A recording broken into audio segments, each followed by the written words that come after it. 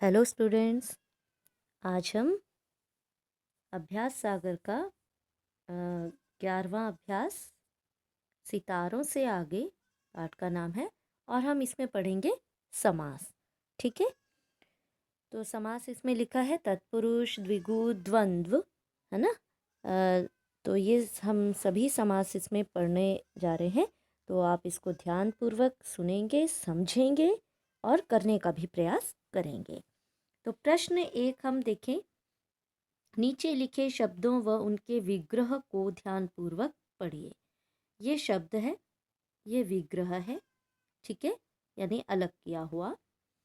तो यहाँ शब्द है, देखिए, पुस्तकालय, पुस्तक का आल्य, प्रयोगशाला, प्रयोग के लिए शाला, विश्वविद्यालय, विश्व का विद्यालय, आनंदानुभूति, आनंद की अनुभूति, सप्ताह, 7 दिनों का समूह, पढ़ाई लिखाई, पढ़ाई और लिखाई, भाई बहनों, भाई और बहनों, स्त्री पुरुष, स्त्री और पुरुष। ठीक है, अब खंड क समस्त पद है और खंड क समस्त पद का विग्रह। ठीक है, ये क्या है? ये समस्त पद है, ये विग्रह है। तो प्रश्न कैसे आता है? मान लो पुस्तकालय, है ना, इसका समस्त पद बनाइए, तो आप क्या लिखेंगे?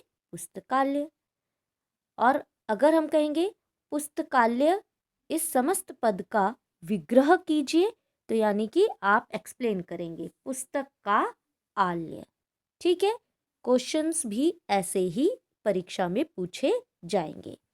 ठीक है, तो पहले समस्त पद पता होना चाहिए और विग्रह। समस्त पद होगा तो आप फटाफट ऐसे जोड़ के लिख देंगे, विग्रह करना होगा तो आप इस तरह से पूरा एक्सप्लेन करके लिखेंगे। अब याद क्या रखना है? 2 शब्दों के मेल से बने शब्द क्या कहलाते हैं? समस्त पद। ठीक है, और समस्त पद बनाने की प्रक्रिया क्या कहलाती है? समास। समस्त पद बनाने की प्रक्रिया जो है उसको हम क्या कहते हैं? समास। तो अब आपने याद रखना है समास क्या होता है। समस्त पद बनाने की प्रक्रिया समास होती है। ठीक है, और शब्दों को अलग करके लिखना क्या कहलाता है? समस्त पद का विग्रह कहलाता है। ठीक है, समस्त पद में प्रयुक्त पहला शब्द क्या होता है? पूर्व पद, और दूसरा शब्द होता है उत्तर पद। ठीक है, समस्त पद में जैसे ये है, ये पहला क्या होगा? पूर्व पद, दूसरा हम कहते हैं उत्तर पद। ठीक है, ये समस्त पद। और समास के कितने भेद हैं? 6, है ना। आपने क्या क्या पढ़ लिया? समास किसे कहते हैं? समस्त पद बनाने की प्रक्रिया को।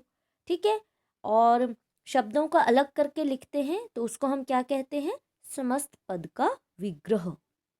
ठीक है, और समस्त पद में जो पहला शब्द होता है वो क्या कहलाता है? पूर्व पद, और जो दूसरा शब्द होता है वो कहलाता है उत्तर पद। ठीक है, अब समास के कितने भेद? 6 भेद। कौन कौन से? तत्पुरुष समास, द्विगु समास, द्वंद्व समास, अव्यय भाव समास, कर्मधारय समास, बहुव्रीहि समास। अब हम एक एक समास करके पढ़ेंगे। ठीक है, 6 भेद आपने याद रखने हैं कौन कौन से समास है। अब इस पाठ में हम समास के 3 भेद, तत्पुरुष, द्विगु और द्वंद्व के बारे में पढ़ेंगे। इस पाठ में केवल 3 ही पढ़ेंगे, तत्पुरुष, द्विगु और द्वंद्व। ठीक है, पढ़िए और समझिए। तुलसी कृत रामचरितमानस अवधी भाषा में लिखी गई है। ठीक है, तुलसी द्वारा कृत में कारक की विभक्ति का लोप है। ठीक है, तो जहां कारक की विभक्ति का लोप हो, ठीक है, तो जिस समस्त पद में उत्तर पद प्रधान हो तथा दोनों पदों में कारक के विभक्ति चिन्ह का लोप हो, वहां तत्पुरुष समास होता है। कारक विभक्तियां क्या है? आपने पढ़ा से, का, के, की, है ना। कारक पढ़े कर्ता ने, कर्म को, करण से, ये सारे जो का, के, की, है ना, रा, रे, री, ने, से, को, है ना, ये सब कारक हैं हमारे। नीचे दिए गए समस्त पदों का विग्रह करेंगे तो हमें ज्ञात होगा कि कैसे तत्पुरुष समास की हमने पहचान करनी है। तो आज एक ही समास लेके चले, पहले ध्यान दें। समस्त पद परलोक गमन, ठीक है। तो यहाँ हम विग्रह करेंगे तो क्या करेंगे, परलोक को गमन या परलोक को गया, ठीक है। तो यहाँ क्या लगा, को लगा बीच में, जहां कारक चिन्ह लग जाए वहां कौन सा समास होता है, वहां होता है तत्पुरुष समास, ठीक है। जहां कारक, तो कारक हमें कैसे पता चलेगा, किसी भी समास को विग्रह करने के बाद आपको समास पता चलेगा कि कौन सा समास है। तो शब्द देखें और उसका विग्रह करें तो आपको पहचान हो जाएगी कि कौन सा समास है। परलोक को गमन, परलोक गमन, परलोक को गमन यानी परलोक को गया। अकाल पीड़ित, अकाल से पीड़ित, अकाल पीड़ित, अकाल से पीड़ित, तो यहां भी से लगा, तो ये कौन सा है, तत्पुरुष समास। स्वर्गगत, स्वर्ग को गया, है ना। हथकड़ी, हाथों की कड़ी।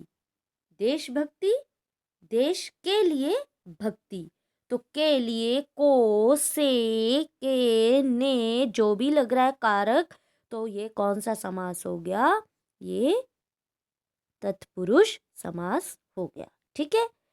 अब देखिए अगला, देखिए नीचे दिए गए विग्रहों का आप समस्त पद बनाएंगे तो भय से भीत, देखो पहले तो ये कारक लगे हुए हैं, तो कौन सा है समास, तत्पुरुष समास है। तो भय से भीत, भय भीत। हस्त से लिखित, हस्त लिखित, ठीक है। माल के लिए गोदाम, माल गोदाम।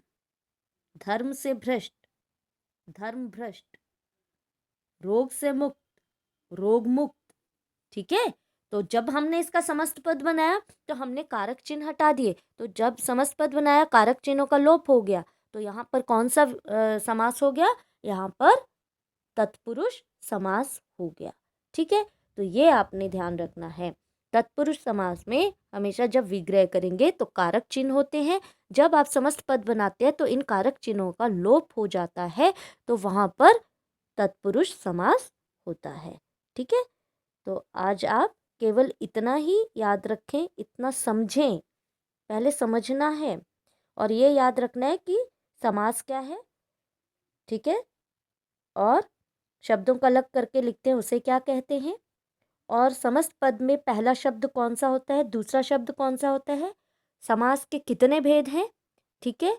और केवल हमने आज तत्पुरुष समास पढ़ा है, तो तत्पुरुष समास इसको ही याद कर लीजिए, बुक में से ही आता है, कुछ बुक से बाहर नहीं आता है, सारा आप याद कर लीजिए। ये जो भी शब्द है ये लिखिए, लिखने के साथ साथ याद भी कर लीजिए, तो आपका तत्पुरुष समास जो है वो रेडी हो जाएगा एग्जाम के लिए भी, ठीक है। Okay, bye and thank you.